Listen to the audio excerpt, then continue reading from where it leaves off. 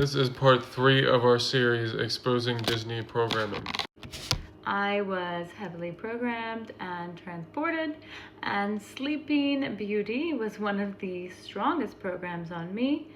Today we are going to expose it. The opening scene starts off with an innocent baby being born, supposedly. We don't actually know if she was born to the king and queen, but that's what they're saying. Starts off with an innocent baby being in a ritual. The baby is unable to consent, but it is immediately placed into this magical ritual. And according to the movie, the fairies are supposed to be benevolent and bestowing blessings upon the baby without her consent. And we don't know what their total plan was with these fairies placing these blessings on the baby, or what the king and queen planned for Aurora. Where are they even getting the magic to be able to bestow these kinds of blessings on the baby when they themselves don't even have it? So the first blessing is beauty, and the second blessing is the beautiful voice, and they do not possess this. Man and woman are supposed to be as they were created. So what gives them a right to go outside of God's will for this innocent child? What gives them a right to control the destiny of Aurora themselves? So they chose to do this. So their choice opened the door for this witch from hell, Maleficent, to come in the middle of their ritual that they chose to do and curse the baby, to which none of them, including the king, do anything to intervene because they can't. They already decided to do the same thing. So now they're in a magical battle with each other over this baby. So ultimately, this is programming to get children to believe that they do not have any value inherently on their own for just existing and being a creation of God, that it comes from outside sources or from their magical rituals. If you haven't seen the movie, Maleficent curses the child by saying that on her 16th birthday, she is going to prick herself with a spinning wheel and go into a deep sleep, otherwise a hypnotic trance. And then the third fairy had not bestowed her blessing yet, so the third fairy made the blessing that she would be able to be awakened from this trance, this sleep, with true love's kiss. And this is in so many of the Disney movies, which is programming to have people believe that if they don't find true love, they are cursed.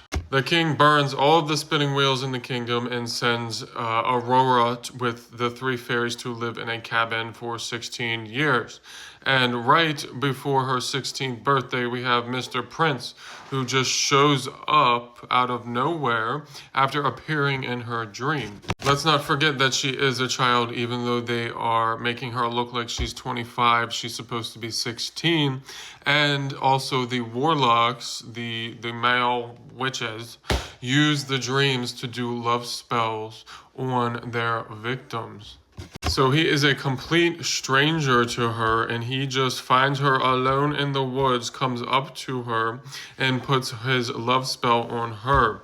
Now, the fairies have told her not to talk to strangers, so she is a little afraid, but he ends up following her, also touching her without her consent, and doing all of these things, which is a way to do the love spell as well. He also sings to her.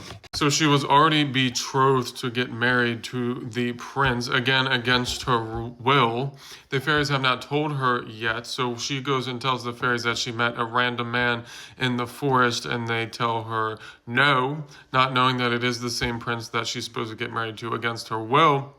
So this is a double violation of her will in this case. It is just an innocent girl who doesn't know who she is, where she is, what happened, or who any of these people are.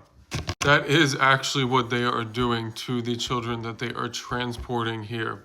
So the fairies take her back to the castle, and while she is sitting, the fairies leave, and Maleficent comes to her and casts a green orb spell on her. It puts her in a trance and gets her to walk up a flight of stairs and prick herself on a needle that just magically appears from Maleficent.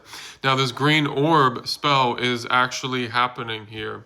It is a very harmful and malicious spell that they do to effect. Right here, it is talking about a trance, but it is actually a heart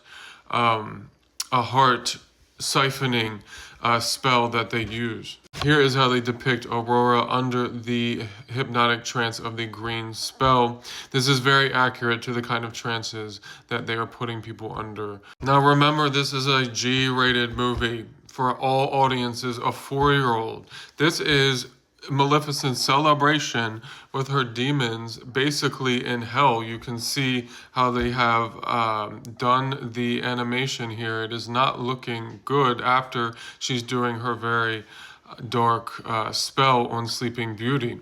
Disney is actually showing children what happened to them or what will be done to them in their rituals. They are not hiding anything. So back to the magical battle that is actually happening and not good versus evil. The prince, who is completely incapable, ends up falling for Maleficent's trap and going to the cottage where the fairies were, and she captures him. He is unable to overpower her on his own and needs help from the 3 fairies who started this whole thing in the first place. So the 3 fairies give him enchanted armor and sword to empower him to beat the evil Maleficent, so that he can actually have his transporting victim and she can't have the transporting victim. So if Maleficent wins, she gets to siphon from the innocent child from being in the hypnotic trance forever. And then if the prince wins, he gets to do his love spells and siphon from her. Meanwhile, this is all against God's will and the innocent child's will.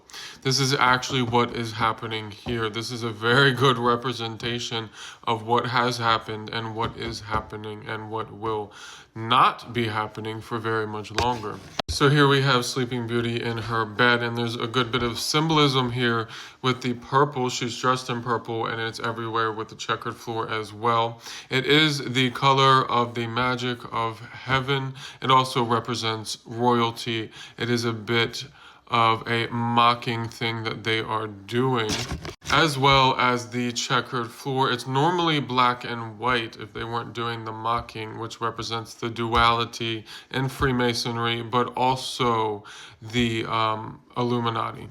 So the prince battles his way out of Maleficent's castle with the help of the fairies, and then she does a strong and ugly curse on his way back to the castle.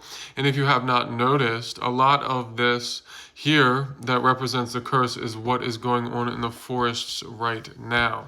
We have actually seen the distortion, or you could say the black magic, on tangly brush and vines, or really ugly looking parts of the forest is actually a curse like this. So he gets back to her, kisses her, she wakes up, and to come out of her hypnotic trance and just to go to his love spell and be with this prince that she has no idea who he actually is or what he is going to do or what his intention for her is.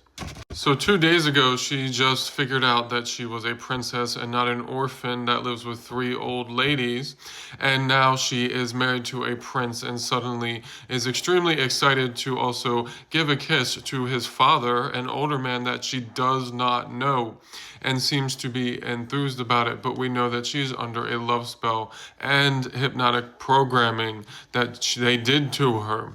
This entire movie is programming to get innocent young girls to think that this is their destiny and that this is normal, this type of behavior, that if a charming man comes to you and seems good, then you should just go with it because that's great, you're lucky, good, great. No, it's not good. They do love spells all the time. I was placed in these hypnotic trances, had the green spell done on me, and the love spells, and they feel absolutely horrific. especially to my actual self underneath, who was not consenting and did not want any of this to happen. She did not, and she did not deserve any of what was done to her as many other victims. If you support our mission in exposing all of this programming, go to my channel and check out the GoFundMe.